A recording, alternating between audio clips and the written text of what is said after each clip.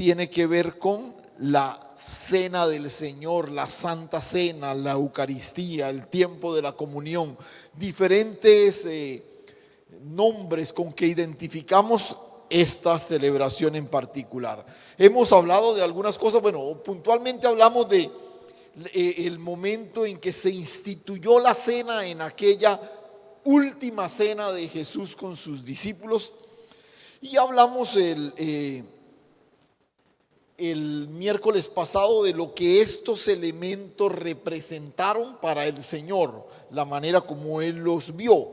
Pero hoy quiero que hablemos particularmente de qué representa la cena para nosotros. Repito, ya vimos el evento en que se instituyó, ya vimos lo que el Señor mismo dijo del pan y la copa, ¿no? Cuando dijo: el pan es mi cuerpo y la copa es mi sangre, y deben comer mi cuerpo y beber mi sangre. Eso fue lo que el Señor dijo de este par de elementos. Ahora, estos elementos y esta celebración, ¿qué representan para nosotros? ¿Qué relevancia tienen para nosotros hoy? Entonces, repito, al finalizar nuestra reflexión el miércoles pasado, concluíamos que el pan al que el Señor dice es mi carne, dijimos, bueno, ¿por qué si el Señor dice que es su carne, luego aparece diciendo que es su cuerpo? Decíamos, porque la carne que es llevada a la cruz es resucitada como cuerpo, la manifestación de Cristo. Su carne, al ser dada por el mundo entero, resucita como cuerpo. No puedo incorporarme al cuerpo sino a través de la sangre. ¿Por qué? Porque la sangre es la vida. Recuerde lo que el Señor dijo desde el Antiguo Testamento: la sangre representa la vida. Entonces, al beber su sangre, la vida de Cristo me es dada, y al recibir la vida soy incorporado a su cuerpo. Esto es de lo que el Señor habló cuando mencionó allá en Juan 6 esa enseñanza un poquito extraña. Pero ahora, ya teniendo claro lo que el pan y la copa significaron para el Señor, o el significado que Él les dio, ¿qué tiene que ver con nosotros? ¿Qué significa? ¿Qué relevancia tiene para nosotros? Porque, ojo, el pan que representa el cuerpo es ahora el cuerpo al que yo he sido insertado. ¿Cuándo fui insertado? En el momento en que fui alcanzado por la gracia del Señor. Su sangre, que representa la vida, me fue dada a través de la obra del Espíritu por medio del nuevo nacimiento. Entonces, ya eso es un hecho. Entonces uno diría, bueno, ¿y entonces por qué seguimos? ¿Por qué seguimos eventualmente, periódicamente, reuniéndonos en torno al pan y la copa? Si realmente lo que eso significa ya pasó, ya es una realidad en nosotros, ¿qué sentido tiene? Miremos la instrucción de Pablo ahí a los Corintios, y acompáñenme en primera instancia a Primera de Corintios capítulo 11. Vamos a mirar un par de pasajes un par de pasajes continuos allá en el mismo capítulo 11. Vamos a ver a partir del verso 17.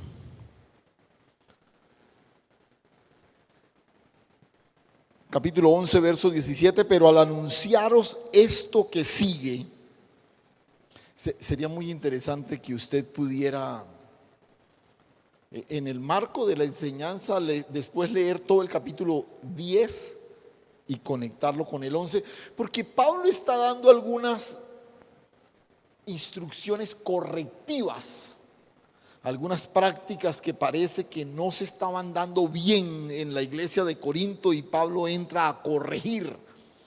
Y entre esas nos encontramos con este pasaje. Otra vez, verso 17. Pero al anunciaros esto que sigue, no os alabo, porque no os congregáis para lo mejor, sino para lo peor. Wow. Pues en primer lugar, cuando os reunís como iglesia, oigo que hay entre vosotros divisiones, y en parte lo creo, porque es preciso que entre vosotros haya disensiones para que se haga manifiesto entre vosotros los que son aprobados. Cuando pues os reunís vosotros, esto no es comer la cena del Señor, porque al comer cada uno se adelanta a tomar su propia cena, y uno tiene hambre y otro se embriaga. Pues ¿qué? ¿No tenéis casas en que comáis y bebáis? ¿O menospreciáis la iglesia de Dios y avergonzáis a los que no tienen nada? ¿Qué os diré? ¿Os alabaré? En esto no os alabo. En esto no os alabo. Y otra vez, Pablo aquí habla así como fuertecito, ¿no? Y dice, vea, ustedes no se reúnen para lo mejor, sino para lo peor. Y se está refiriendo a una iglesia que se reúne en torno a divisiones. Y dice, es normal que en la iglesia hayan este tipo de diferencias, y ese tipo de diferencias identifican a los que son y a los que no son. Pero el problema es que ustedes se reúnen en algo que ustedes creen que es la cena del Señor. Ahora, la cena del Señor era una celebración que apuntaba a fortalecer la unidad y la comunión entre la iglesia. Pero lo que Pablo está viendo en los Corintios, en la iglesia de Corintios, es que ellos se reúnen y sucede exactamente lo contrario. Cuando se celebra lo que ellos llaman la cena del Señor, surgen divisiones, surgen enfrentamientos. El uno es avergonzado, el otro es menospreciado, y comienzan a suceder este tipo de cosas. Y en vez de ser un encuentro de comunión, se convirtió en una reunión de división. Y bueno, cuando yo miraba esto y estudiaba el texto, decía, bueno, es algo parecido a lo que se da entre nosotros alrededor de este acto sacramental. Y cuando digo entre nosotros, no me refiero a la congregación local o algo así, sino a la iglesia en general. Yo toqué tangencialmente esto el miércoles pasado, pero muchas cosas alrededor de la cena nos dividen, ¿no? Entonces algunos dicen, no, es que la cena se debe tomar vestidos de cierta forma, ¿cierto? Se debe hacer con esta frecuencia, esta periodicidad. Otros dicen, es que tales personas deben participar y tales no. Es que para la cena hay que cumplir este requisito y esto no sé qué. Y entonces hemos elaborado una serie de cosas alrededor de la cena que, escuche, en vez de apuntar a unirnos, ha generado entre nosotros como iglesia división. ¿Cómo se hace? ¿Quiénes participan?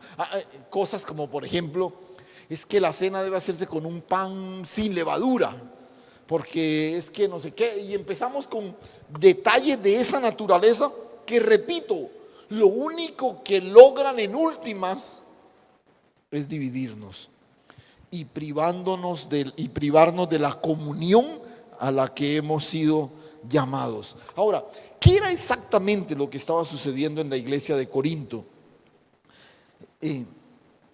Ellos han convertido un espacio congregacional y lo han llamado la cena del Señor. ¿Y cómo era ese espacio? La gente venía, a ver, más o menos para que tengamos un poquito más de claridad. Recuerde que la iglesia de Corinto es una iglesia gentil. O sea, su trasfondo no es judío. Por ejemplo, para la iglesia en Jerusalén era claro todo el trasfondo de los sacrificios, del Cordero Pascual, de una cantidad de cosas. Y de alguna forma relacionarlo con la cena del Señor era más fácil. La iglesia en Corinto no tiene trasfondo judío, es una iglesia gentil. ¿Qué hacían ellos antes de conocer al Señor? Ellos se reunían en torno a los sacrificios a los dioses paganos. ¿Y qué se da? Por eso le decía que es importante que lea el capítulo 10, porque ahí Pablo hace una instrucción sobre eso. Por ejemplo, ¿por qué Pablo habla de comer carne?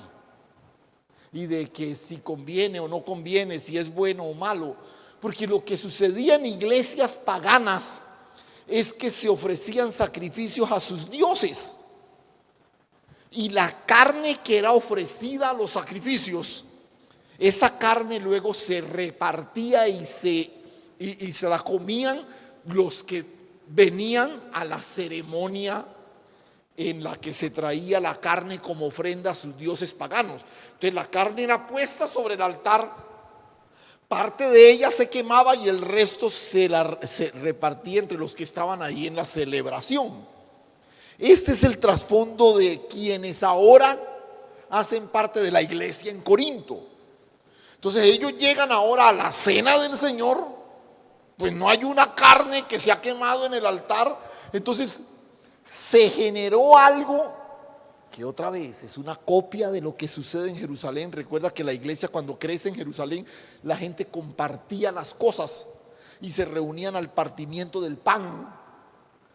Y no necesariamente se refería a la cena del Señor. Entonces, ¿qué hace la iglesia en Corinto?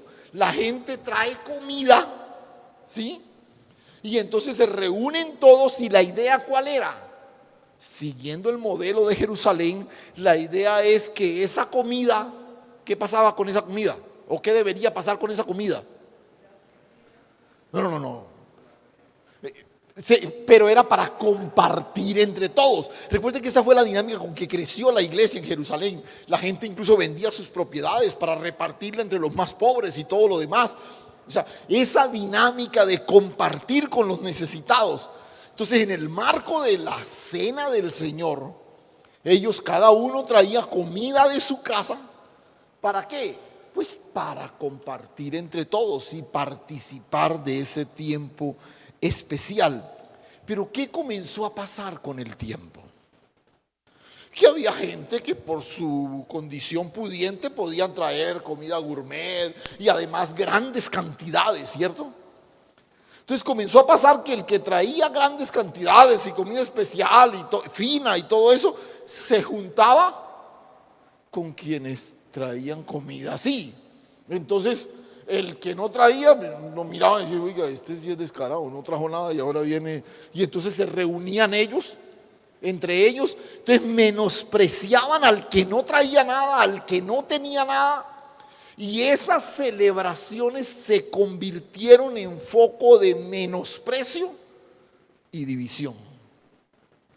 Entonces,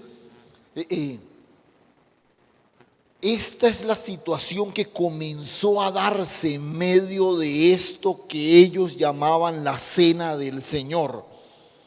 Incluso las comidas que traían, algunos traían el vino para compartir, pero se lo tomaban ellos solos, y entonces algunos terminaban hasta ebrios en medio de la celebración de la cena del Señor.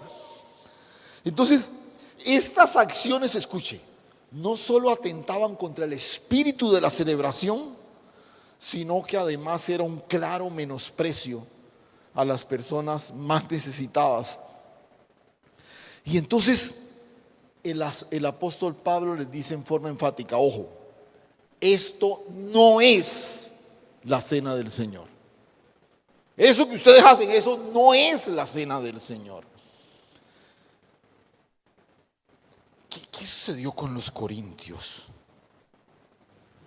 Escuche esto. Ellos recibieron el mandato de celebrar la cena del Señor, y lo que hicieron fue acomodar ese mandato a lo que ellos tradicionalmente conocían. Lo contextualizaron para ellos, adaptaron el mandato a sus costumbres, no sometieron sus costumbres al mandato. ¿Les suena familiar? Eso nos pasa con mucha frecuencia. Adaptamos los mandatos de Dios a nuestras costumbres, cuando el desafío es someter nuestras costumbres a los mandatos divinos. Entonces, aquí viene, digamos, la primera lección que quiero que atesoremos hoy. Y Pablo les diría algo así como: la cena del Señor se limita a la comunión del cuerpo con Cristo, que es la cabeza, por medio del pan y la copa. Otra vez, la cena del Señor se limita a la comunión del cuerpo. ¿Quién es el cuerpo? Nosotros, la iglesia, nosotros. Entonces, la cena del Señor es el momento hermoso de comunión del cuerpo con la cabeza, que es Cristo. Y eso se da por medio de los elementos que el mismo Señor estableció. ¿Cuáles? El pan y la copa. Escuche esto. Todo lo demás que yo quiera establecer, añadir,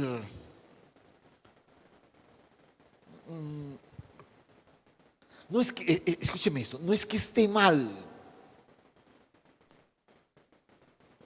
pero el centro de la celebración está aquí. La comunión del cuerpo con la cabeza en torno al pan y la copa, los elementos que él estableció. Pero entonces, pastor, si hacemos otra cosa más allá de eso en la cena del Señor, entonces ¿está mal? Escuche, está mal si atenta contra el espíritu de la celebración. Por ejemplo, que compartieran comida en medio de la cena del Señor, ¿está mal? No, no está mal. No está mal. Pues muy chévere que se le diera comida, o que todos disfrutaran de una comida que algunos traen o que todos traen y comparten entre todos y pueden disfrutarlo. Pero una comida que termina menospreciando al uno, que termina privilegiando a otros, que termina generando división, está mal. Entonces, ojo, diríamos, está mal tener una comida ágape de compartir en el marco de una cena, de una celebración de la cena del Señor. No, podemos hacerlo siempre y cuando no atente contra el espíritu de la celebración. Entonces, ¿está mal que nos vistamos todos de blanco en la celebración de la cena? No, no está mal. Lo que estaría mal es si yo miro mal al que no viene vestido de blanco. ¿Sí me hago entender?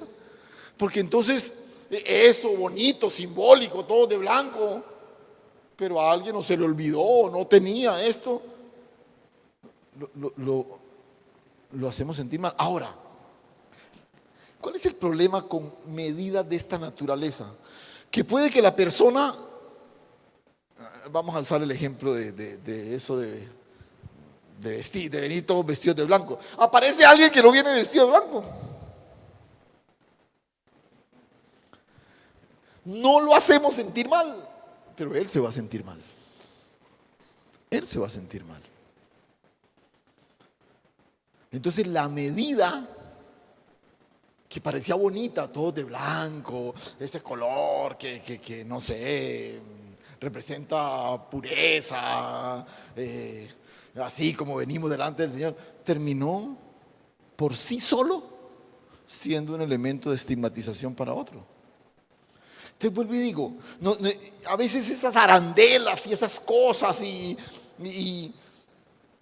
ese tipo de elementos que introducimos a la celebración, todo lo que se haga más allá de la partición del pan y de compartir la copa, todo lo que se haga más allá de eso, no es cena del Señor. Aclaro, no necesariamente está mal. No, no, no.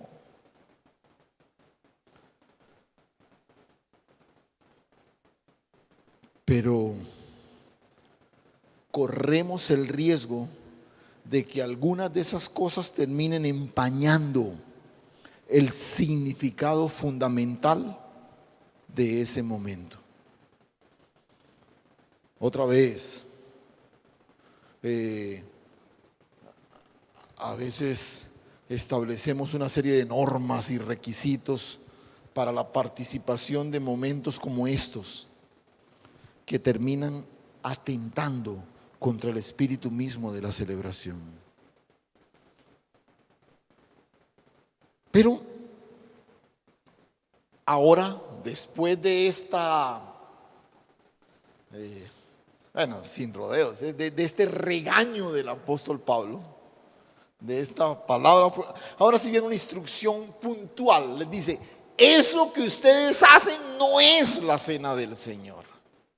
Esto es la cena del Señor. Mira a partir del verso 23. Porque yo recibí del Señor lo que también os he enseñado, que el Señor mismo, la noche que fue entregado, tomó pan y habiendo dado gracias lo partió y dijo: tomad, comed, esto es mi cuerpo que por vosotros es partido, haced esto en memoria de mí. Asimismo tomó también la copa después de haber cenado, diciendo: esta copa es el nuevo pacto en mi sangre. Haced esto todas las veces que la bebiereis en memoria de mí. Así pues, todas las veces que comiereis este pan y bebiereis esta copa, la muerte del Señor anunciáis hasta que Él venga.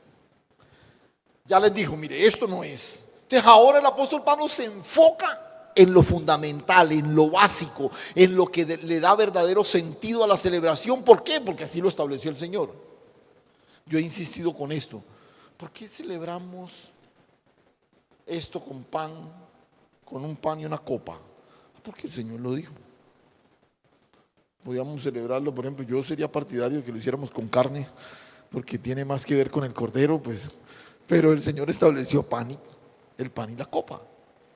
Entonces Pablo va a lo que es esencial, a lo básico. Y es interesante porque,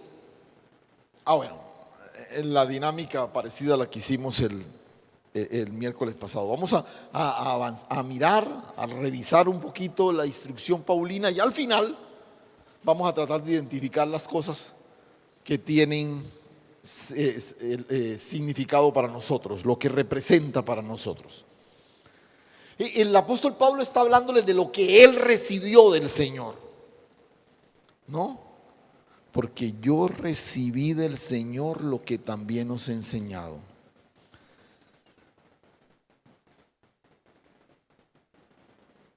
Y uno tiene la tendencia a decir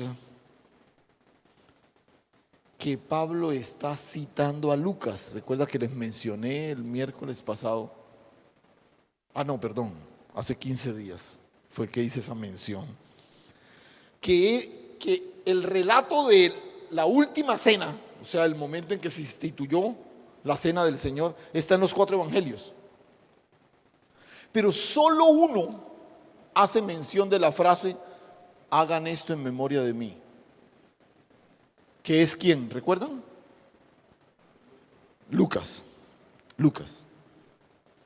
Mateo hace su relato, pero no menciona eso. Marcos hace su relato, no menciona eso. Juan hace su relato, no lo menciona, pero Lucas sí menciona. Entonces uno tiene la tendencia a decir que Pablo está citando a Lucas cuando aquí menciona: hagan esto en memoria de mí. Pero hay un pequeño detalle que pasamos por alto. Y es que la carta a los Corintios fue escrita primero que el Evangelio de Lucas. La mayoría de cartas paulinas fueron dadas a la luz antes de que siquiera existiera el primero de los Evangelios. Se cree que esta carta a los Corintios fue escrita por allá en el año 50 entre el 53 y el 59, más o menos, después de Cristo. Y el Evangelio de Lucas probablemente fue escrito en el año, después del año 65. Entonces, más bien uno podría decir que no es Pablo el que cita a Lucas, sino Lucas el que incluye la instrucción de Pablo. Y Pablo está diciendo algo que dice: yo recibí del Señor lo que les he enseñado. En lo personal, yo particularmente creo que esta mención específica de hacerlo en memoria de Él es algo que Pablo recibe personalmente por revelación de parte del Señor.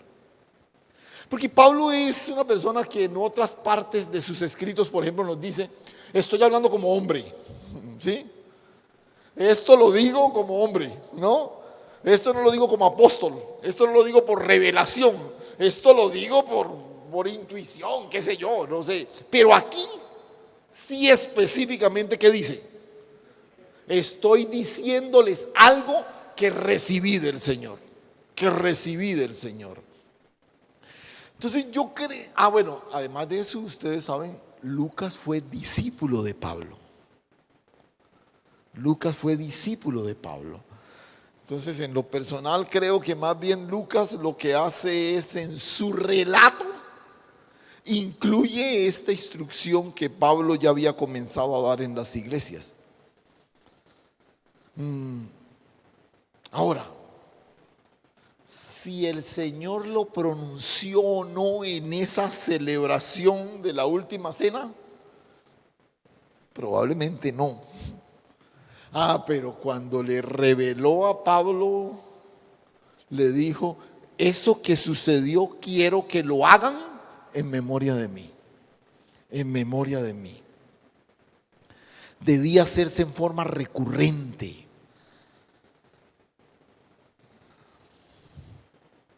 Pablo en algunos, o mejor, aquí en este caso puntualmente dice: yo les quiero dejar lo que directamente recibí del Señor.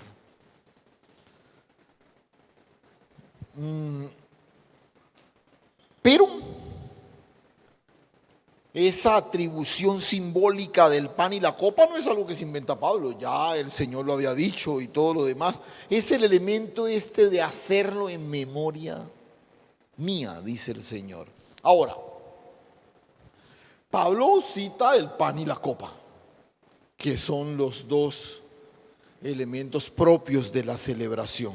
Entonces dice: porque yo recibí del Señor lo que también os he enseñado, que el mismo Jesús, la noche que fue entregado, tomó pan y, habiendo dado gracias, lo partió y dijo: tomad, comed, este es mi cuerpo.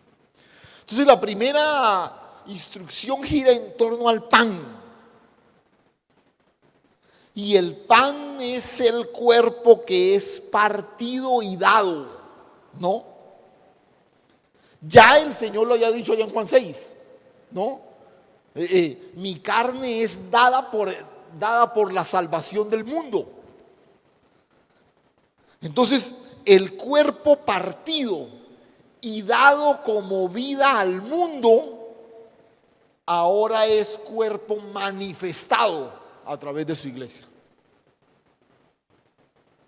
Otra vez, el cuerpo partido, entregado, dado como vida al mundo, ahora es cuerpo manifestado a través de su iglesia. Y es muy interesante porque dice: el mismo Jesús, la noche que fue entregado, tomó pan y, habiendo dado gracias, lo partió. No dice tomó los panes, no dice tomó un pedazo de pan, tomó pan. O sea, note por favor la lección que hay detrás de la instrucción. El pan está entero y ahora es partido. ¿Por qué Pablo lo expresa de esa forma? Escuche, ¿por qué lo expresa de esa forma? No son los panes, es el pan, porque el sentido que enfatiza la celebración es un solo cuerpo. Es un solo cuerpo. Todos participamos de un único pan que es ¿quién? Cristo. Cristo. Cristo no tiene diferentes cuerpos. Cristo tiene un solo cuerpo que es su iglesia. Usted y yo hemos sido insertados en un cuerpo que es su iglesia. Es un solo pan. El único pan que es Cristo. Primer detalle de la mención. Pero el otro detalle interesante de la mención alrededor del pan es que dice: tomad, comed. Usa ese par de vocablos.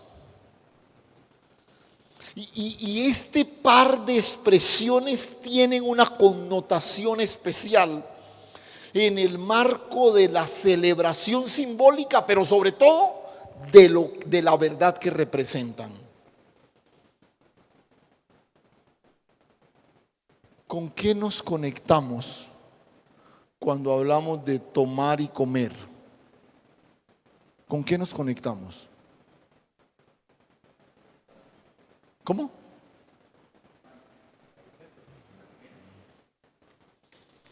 No. A ver, allá los que están en la casa. Díganme, a ver, porque los que están aquí no. Escuche. ¿Ustedes recuerdan a alguien que tomó y comió?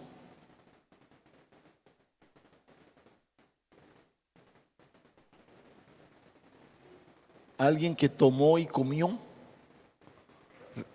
Exacto. Hay un tomar y comer que de alguna manera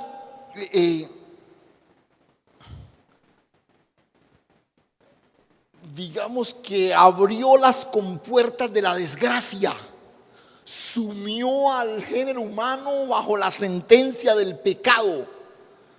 Cuando allá nuestros primeros padres en Edén, el texto dice que ella tomó y comió el fruto que ellos vieron agradable a los ojos y codiciable para alcanzar sabiduría. Los colocó a ellos y por medio de ellos a toda la humanidad bajo la sentencia del pecado. Ese acto de tomar y comer fue la acción pecaminosa que desató, repito, una sentencia de pecado sobre todo el género humano. Ahora, el postrer Adán en su cuerpo nos invita a lo mismo, a tomar y comer, a tomar y comer. El tomar y comer de Génesis 3 puso a la humanidad entera bajo la sentencia del pecado. El tomar y comer en la manifestación del nuevo pacto en Cristo Jesús nos hace partícipes de la vida del Hijo, la vida eterna. Aleluya.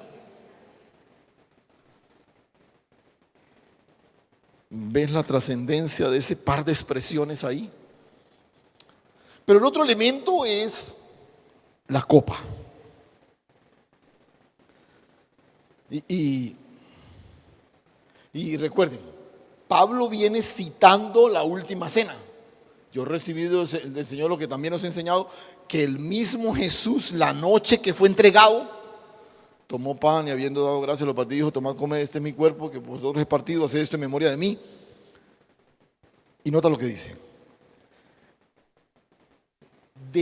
Ojo con esta expresión: del mismo modo tomó también la copa después de haber cenado. antes para los corintios y quizás para nosotros esa mención no tiene mucho sentido. Pero para quien lee esto desde el trasfondo veterotestamentario, desde el trasfondo del Antiguo Testamento, lo entiende. En la celebración de la Pascua, que era una celebración familiar, se tomaban 4 copas. Y la tercera copa se tomaba después de cenar el cordero. O sea, cuando Pablo está diciendo que tomó la copa después de haber cenado, la cuarta copa es la copa de la despedida. Pero cuando Pablo dice que tomó la copa después de haber cenado, ¿a cuál copa se está refiriendo? Se los acabé de decir. A la tercera. Pero esa tercera copa, en la celebración de la Pascua judía, se llama la copa de la bendición. Después de cenar, el anfitrión de la cena pascual se levanta, toma la copa, invita a todos a que tomen la tercera copa y declara la bendición de Dios sobre los presentes, evocando la bendición de Dios sobre el pueblo que salió de Egipto. Esta era la copa de la bendición. Y es muy interesante porque Pablo hace mención precisamente de esa, ¿cierto? Ahora la copa de la bendición se le atribuye un nuevo significado. ¿Cuál es la bendición que ahora está sobre los que participan de la comunión? Esta copa ¿qué? Mire el texto. ¿Esta copa qué? Es el nuevo pacto en mi sangre. ¿Qué es lo que esto está representando? Que cuando usted y yo tomamos la copa, esa que Pablo menciona que fue la de después de haber cenado, usted y yo estamos participando de la copa del nuevo pacto en su sangre. Lo que eso significa es que usted y yo hemos sido insertados en un nuevo pacto, que es la relación con Dios que ahora nos gobierna. Usted no tiene una comunión con Dios por medio de los sacrificios que usted haga, por medio del cumplimiento riguroso de una ley que usted se preocupa por acatar. Usted y yo tenemos una comunión con Dios establecida en el nuevo pacto en su sangre. En su sangre. Y lógicamente, cuando el Señor habla del nuevo pacto, y que Pablo lo vuelve a citar aquí, está teniendo como referencia el texto allá en Jeremías 31, cuando se habla del nuevo pacto. Haré un nuevo pacto con la casa de Israel, no como el pacto que hice con vuestros padres. Escribiré la ley en sus corazones, nadie más enseñará al otro. Bueno, todo eso que menciona ahí Jeremías en el nuevo pacto. Ahora,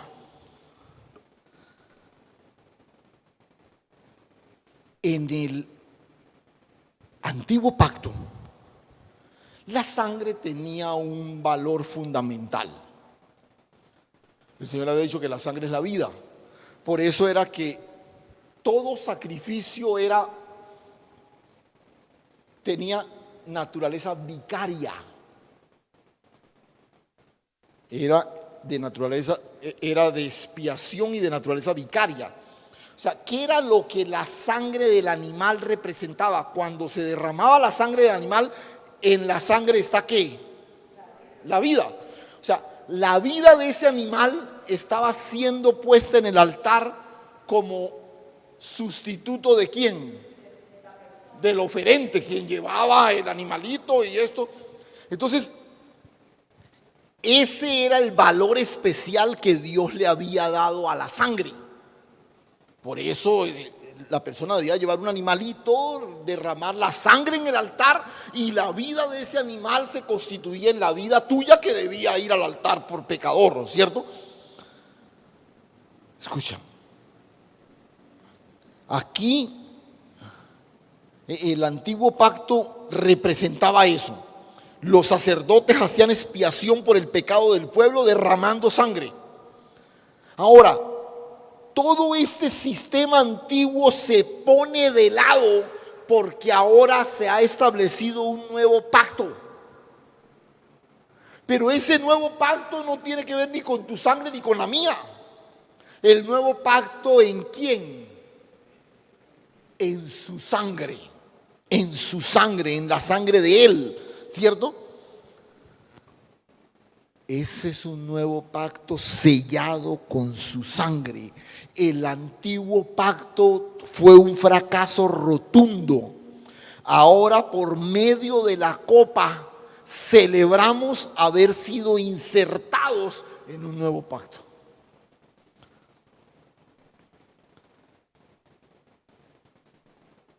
Esa es la mención que el apóstol, estamos otra vez explorando el significado a la luz de lo que representa para nosotros, para llegar ahora a algunas conclusiones generales.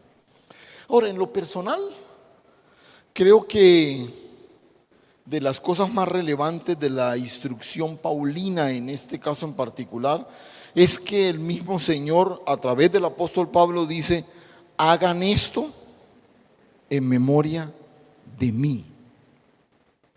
Incluso cuando habla del pan, luego cuando habla de la copa, hagan esto todas las veces que la beban en memoria de mí. Ahora, hay una pregunta que parece tonta, o de pronto sí es tonta, pero pues a mí me parece que no, porque la voy a hacer yo. Pero escuche, hagan esto en memoria de mí. ¿Hagan qué? La celebración.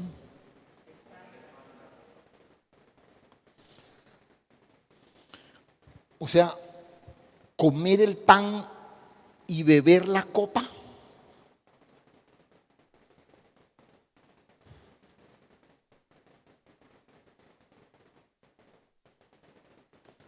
O sea, comer el pan y beber la copa es lo que Él espera que nosotros hagamos.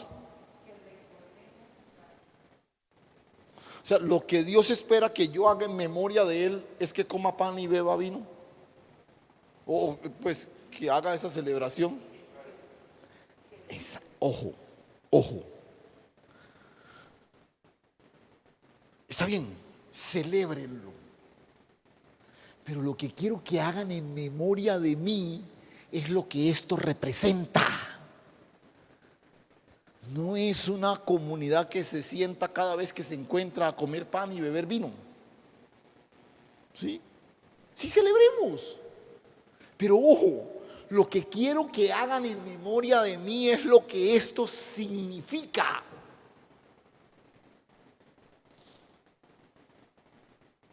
Ahora sí, ¿qué representa para nosotros?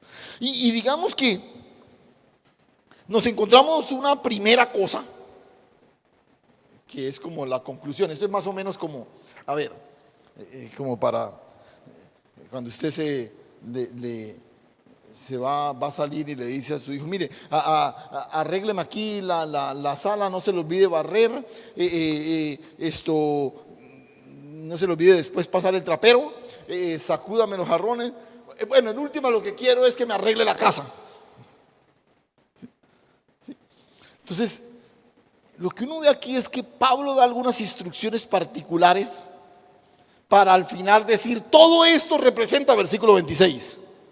Así pues, todas las veces que comiereis este pan y bebiereis esta copa, la muerte del Señor anunciáis hasta que Él venga. Ahora yo les pregunto, cuando usted se sienta en la celebración de la cena, y come el pan y bebe la copa, ¿usted está anunciando al Señor hasta que Él venga? Si nota, o sea, participar de la ceremonia simbólica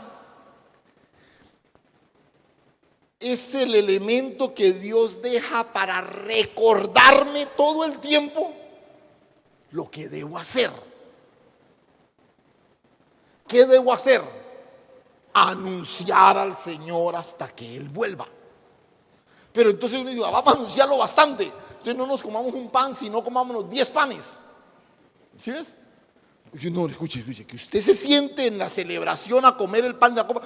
Lo que sucede en la celebración es que al participar del pan y la copa, yo recuerdo, tomo conciencia de aquello a lo que soy llamado.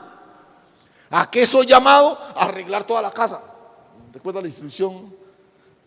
Que arregle la mesa de centro, que barra, que trapee, que sacuda. No, pues arregle la casa. O sea, en última, la instrucción general es que usted y yo hemos sido llamados por razón del sacrificio de Cristo a anunciar su muerte hasta que Él vuelva. Hasta que Él vuelva. ¿Cuáles son las consideraciones particulares de esta celebración para nosotros?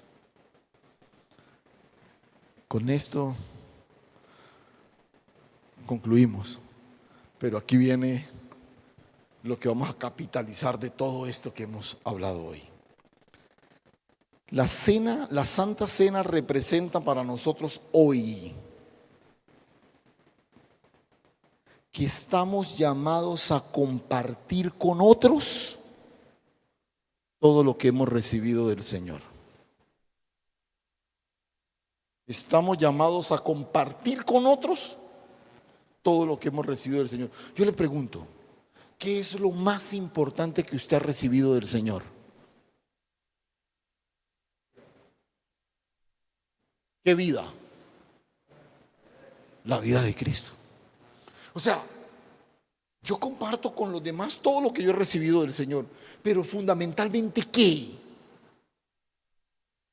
Fundamentalmente ¿qué? A Cristo, la vida de Cristo. ¿Cómo arranca Pablo la instrucción?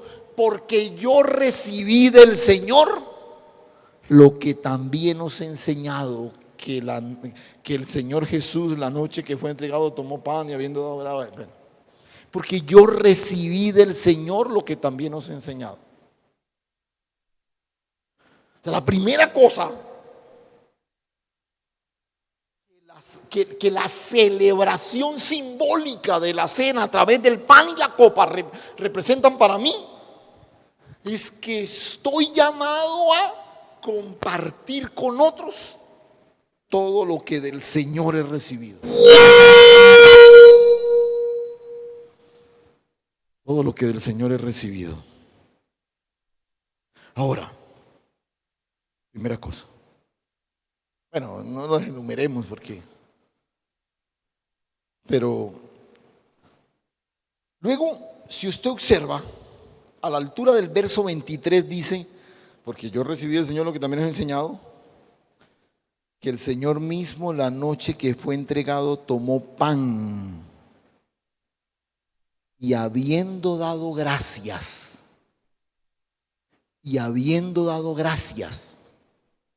escuche esto, esa expresión habiendo dado gracias es una acción verbal que viene de un infinitivo que en el griego es, se lo voy a mencionar no por esto sino que yo sé que al escucharlo usted va a entender de qué se trata.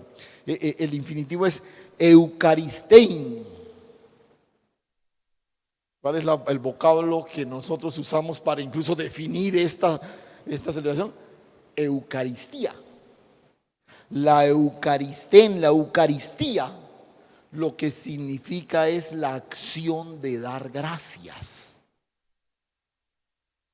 Nos reunimos ¿para qué? Para la Eucaristía, para dar gracias. yo recibí del Señor lo que también os he enseñado, que lo que hizo el Señor fue tomar pan y dar gracias. Dar gracias. ¿Qué representa la cena para nosotros hoy? Que mi mayor motivo de gratitud es que Dios entregó la vida de su Hijo en propiciación por mi pecado para restaurar la comunión con Él. Repito, ¿qué representa la cena para nosotros hoy? Que mi mayor motivo de gratitud es que Dios entregó la vida de su Hijo en propiciación por mi pecado para restaurar mi comunión con Él. Mira, nosotros damos gracias por la provisión, por la salud, por el trabajo, y está bien. Da gracias a Dios por todo, por todo. Aún aquellas cosas que algunos señalan como desgracias, como dale gracias a Dios. Pero nuestro mayor motivo de gratitud es que el Señor dio a su Hijo. El Señor dio a su Hijo, lo entregó por la redención de todos nosotros. Esta es una expresión de gratitud que debe acompañarnos todo el tiempo, porque es esa entrega generosa de Dios para restaurar nuestra comunión con Él. Ahora, en el marco de la instrucción que veíamos, es que la nueva vida que hoy tengo es porque Dios me dio a comer y a beber a Cristo. O sea, ¿qué fue lo que me hizo parte del cuerpo? ¿Qué fue lo que me insertó en el cuerpo? Que Dios me dio a comer y a beber a Cristo. En ese sentido, la cena representa para nosotros hoy que el verdadero alimento, nuestro verdadero alimento, es Cristo. Nuestra nutrición espiritual viene de Él. Mi verdadero alimento es Cristo.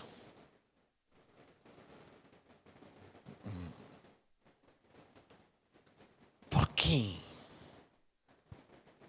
Porque Cristo es todo lo que yo necesito. Porque Cristo es lo que está siendo perfeccionado en mí.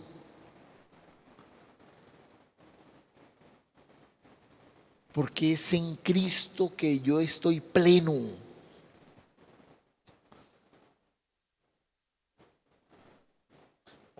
Ojo con lo que te voy a decir, mira. Cualquier otro alimento espiritual me hace daño. Y yo tengo que percibir las cosas que entran en mí que tienen alguna influencia espiritual. Porque cualquier otro alimento espiritual me hace daño. Mi nutrición espiritual es Cristo.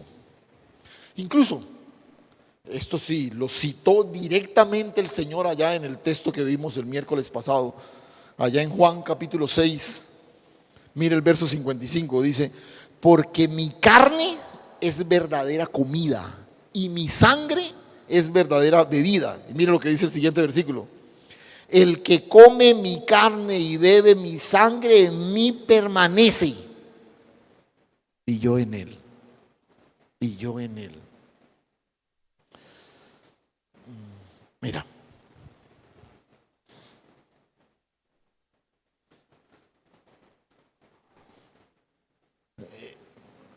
esto lo he mencionado en otras ocasiones, solamente hago una mención tangencial de esto. Porque a veces incluso yendo a la escritura,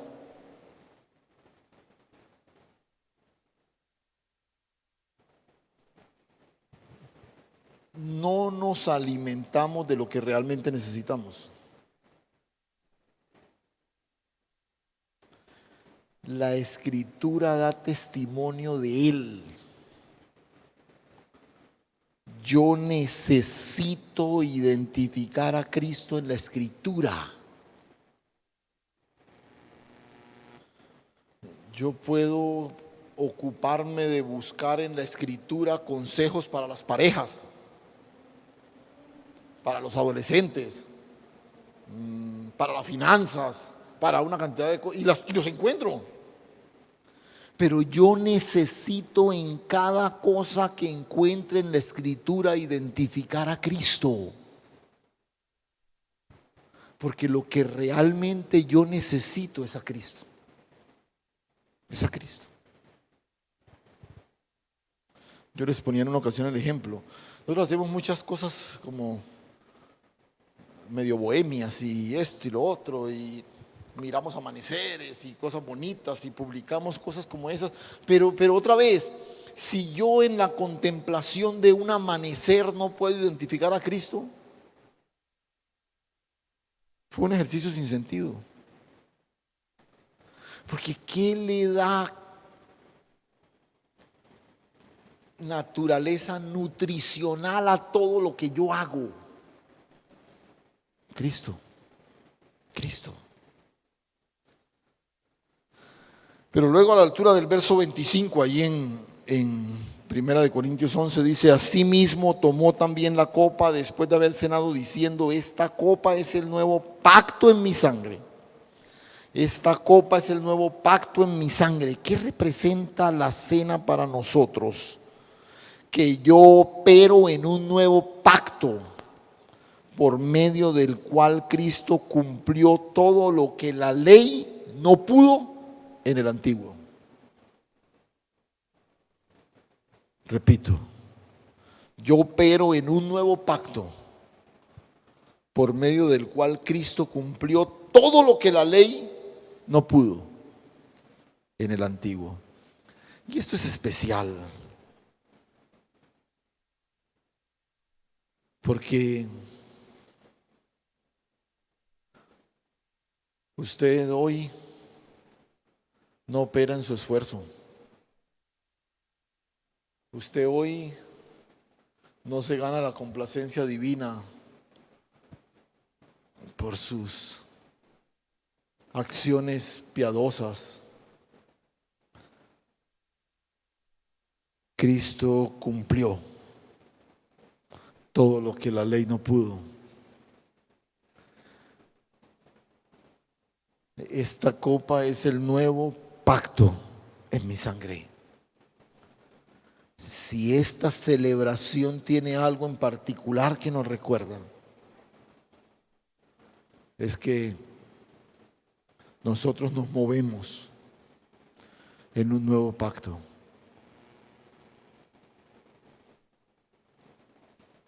Y finalmente volvemos al versículo final con el que cerramos esta intervención hoy.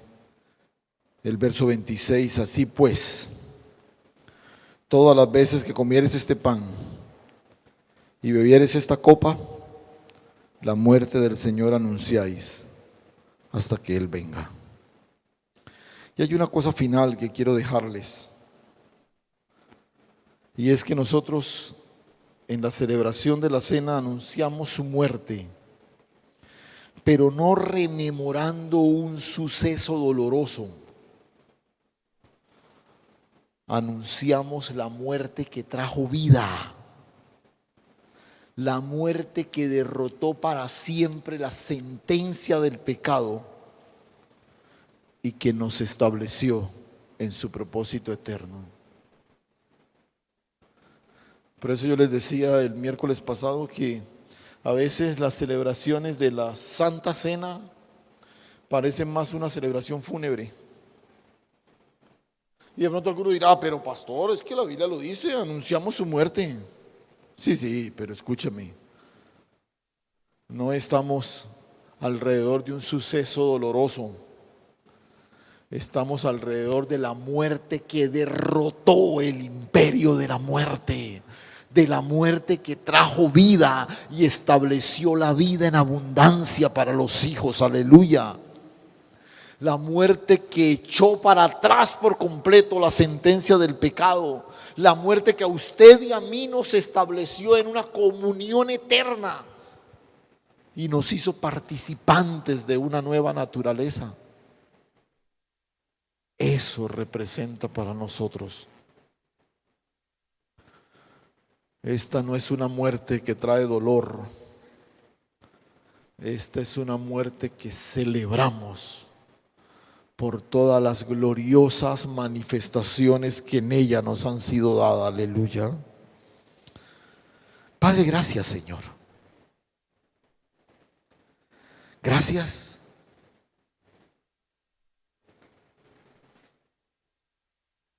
Por establecer esta celebración simbólica que va más allá del ejercicio de degustar un pedazo de pan y tomarnos una pequeña porción de vino.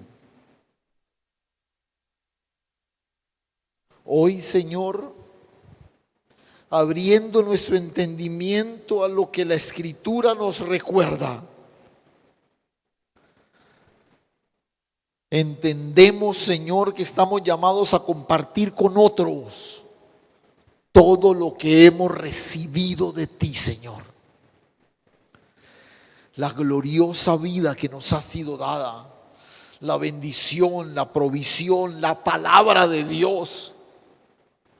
Es el llamado a ser testigos permanentes de la grandeza que hoy nos ha alcanzado por razón de la obra perfecta de Dios en Cristo.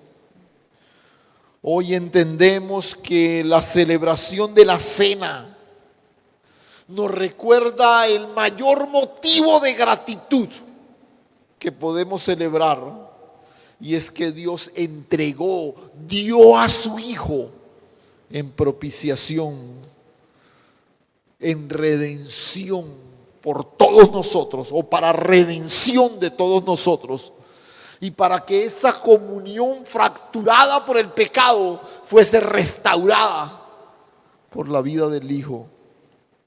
Hoy celebramos, Señor, la cena, entendiendo que nuestro verdadero alimento es Cristo. Que todo lo demás que no lo incluya puede llegar incluso a ser dañino, a ser nocivo. Pero hoy también celebramos la cena del Señor conscientes de que somos participantes de un nuevo pacto en el que hemos sido establecidos, en el que hemos sido puestos, donde el mayor esfuerzo fue el que tú hiciste entregando a tu Hijo y el que Cristo hizo al entregarse por cada uno de nosotros. Gracias, Señor. Gracias, Dios. Queremos vivir en modo celebración todo el tiempo. Queremos vivir como un testimonio permanente de la grandeza de aquel que nos alcanzó. Que toda nuestra vida sea el más claro y nítido testimonio de una muerte que trajo vida, de una muerte que sencillamente abrió las compuertas de la resurrección como primicia para todos nosotros. Gracias, Señor. Gracias, Dios. Por eso aún hoy, frente a sucesos dolorosos como la muerte de alguien querido, tenemos la esperanza gloriosa de la resurrección anunciada y que celebramos cada vez que participamos del pan y la copa. Gracias, Señor. A ti toda la gloria y toda la honra en Cristo Jesús. Amén.